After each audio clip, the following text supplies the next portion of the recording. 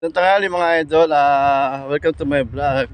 Today episode po my video is ayan po yung warehouse na ginagawa namin ngayon mga idol. Dito po kami sa may ngayon, Mabalacat, Pampanga. Napakainit dito mga idol. Dito po ako sa labas ngayon, papunta akong ako CR. Malayo ang CR dito, napakalayo. Mga 10 to 5 minutes pa ang lalakaran bago ako makapag-CR. Yan po yung warehouse. Diyan po kami tatay ng locks ngayon mga idol. Hindi ko alam kung kailan matatapos, siguro mga mga April siguro, mga katapusan ng April. Pero nag-start siguro mga December pa yan.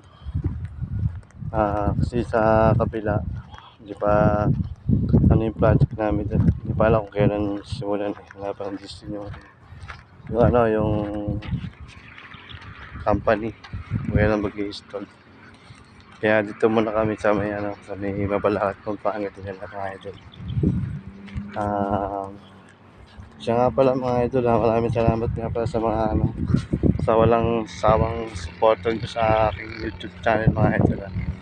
Sana huwag kayo magsasawa mga idol. Yung mga hindi pa nakakapag subscribe sa aking YouTube channel mga idol ay mag-subscribe na kayo, at nang sa ganon ay nakita nyo yung mga bago kong video na i-upload mga idol.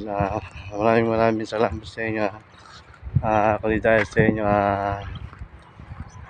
sa mga supporter ninyo sa mga video ko na lagi nyo sinishare.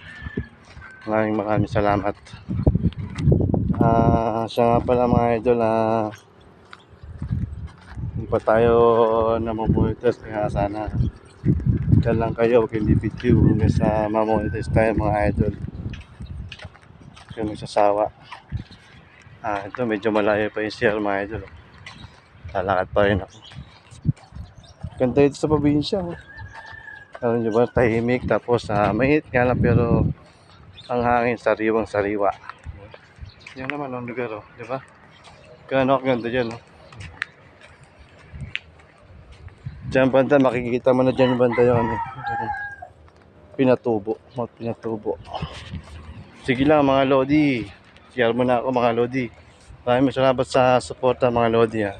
Lagi kayo nandyan. Thank you.